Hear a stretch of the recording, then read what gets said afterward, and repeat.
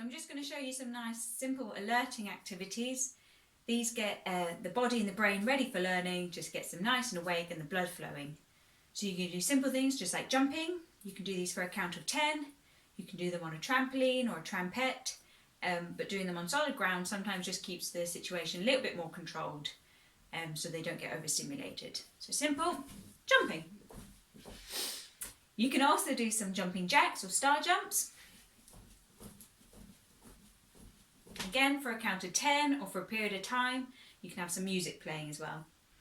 And then there's just simply running on the spot. You can do nice and slow jogging, and then you can speed it up, and then you can go back to jogging. So the next activity I'm going to show you are wall push-ups. You can of course do normal push-ups, however these can prove to be quite difficult, and these ones are a lot easier on the body, and all you need is just a flat solid surface to do them from. You can make foot markers to show where their feet need to be, so you can cut these out of cardboard, and hand ones for the wall. However, you can just use a piece of tape. So you just want to be standing arm's length away from the wall, hands on the wall at shoulder height, feet about hip width apart, and you just want to be keeping your body in a nice solid straight line and touching your nose to the wall. So we're just going to do 5. 1, 2, 3, 4, 5. So unfortunately we can't get to the parks at the moment, and if you don't have a swing at home, another good alerting activity you can do that stimulates the vestibular system are simple step ups. So I'm at the bottom of my stairs and I'm simply going to step up and I'm going to step down. If your child wants a little bit more of a challenge, they can use both feet and they can jump up and jump down, but just make sure that they're doing it safely. The first activity I'm going to show you is a ball roll. I'm just using a sofa stool, but I'll show you how you can use sofa cushions as well. So firstly, you want to just have the ball up against the thighs, kneeling on the floor. And then they're just going to roll over the ball, transferring the weight onto their arms and stopping when they get to their hips and their thighs. You don't want to be rolling too far onto their knees because that can affect their joints, their stability, and it can be quite painful. A lot of students sometimes try to go with too much momentum and slide with both hands. If you try and keep it controlled so they're walking, it just stops any overstimulation, and it actually just helps engages the brain a little bit more. So I'll just show you from further back what their arms will be doing. Once they transfer the weight onto their arms, they're supporting themselves. They can do puzzles, high fives, a matching activity, and then walking their hands back again. So as I said, not all of you have a gym ball. Don't worry, I'm just using some sofa cushions, as you can see. I've staggered them slightly because as you don't get the same rolling effect with the ball and they're not as high, it just adds that little bit of extra effort. So if your child is kneeling up against the sofa cushions, they just walk their hands down it, keeping their knees on the floor until their weight is transferred onto their arms.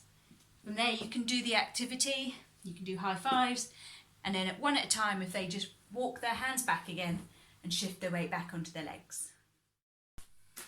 So another organising activity is an alternative for a wobble board. If you've got one, it's all about using balance and coordination. Instead, I'm just using a piece of electrical tape.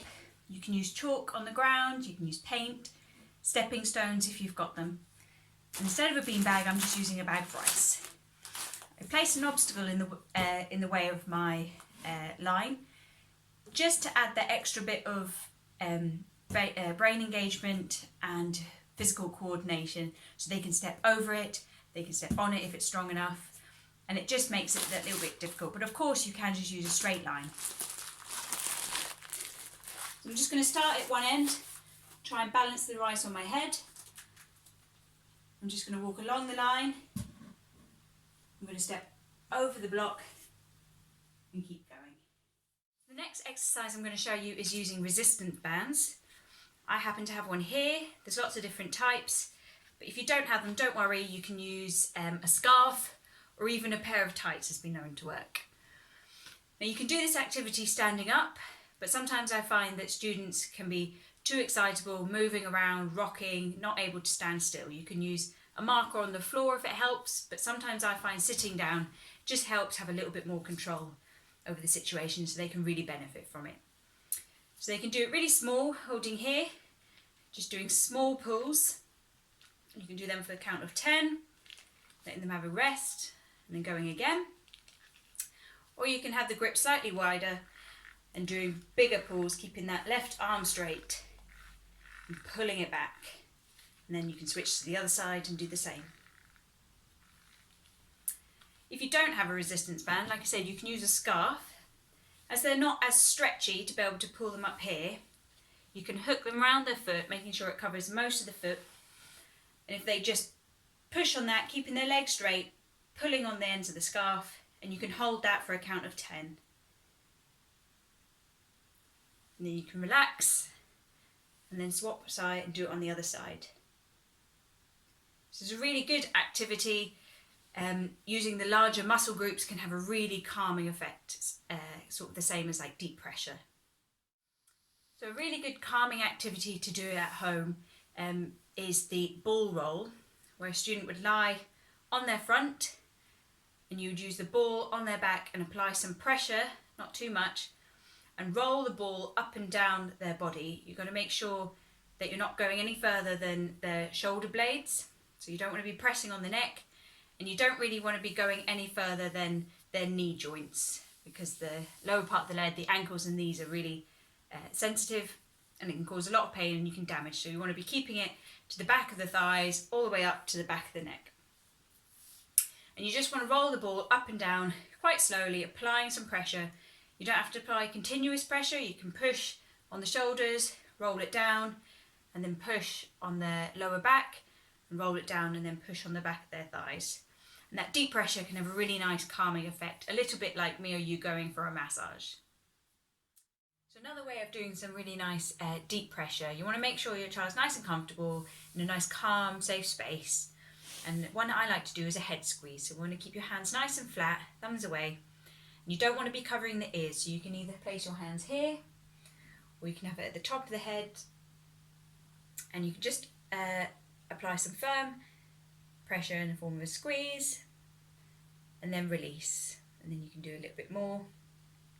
Hold it there for a few seconds, and then release.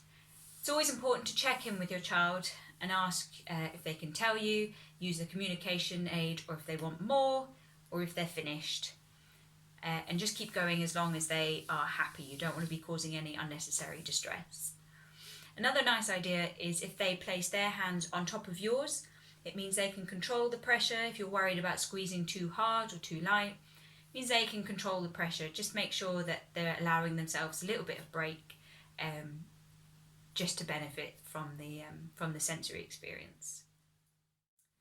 Another form of deep pressure is in the form of a squeeze. It's very much like a hug for me or you, but as this is a regulatory sort of sensory session, we don't want to be getting the two confused.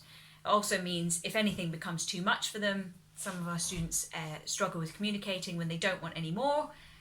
You're out of the way of any sort of potential headbutts or injuries, and it just keeps you nice and safe. So you just want to be sitting next to your child, making sure they're nice and comfy, nice relaxing space. Nice flat hand up against the side of their shoulder, the other one around the other shoulder. You just want to give them a nice squeeze and then release. It's always important to check in and see if they want any more or if they're finished. If they would like some more, you can just do it again. So give them a nice squeeze and then relax. Sensory circuits can prove really beneficial to regulating behaviour and mood. By no means is it a quick fix. It's not a case of doing them first thing in the morning and your child being beautifully calm for the rest of the day. So if you can integrate them into their day as much as possible, then you'll really see the benefits.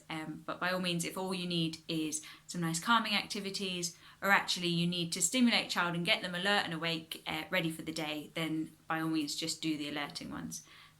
If you need any more ideas or alternatives for equipment you don't have, then don't hesitate to contact us. We are always here to help.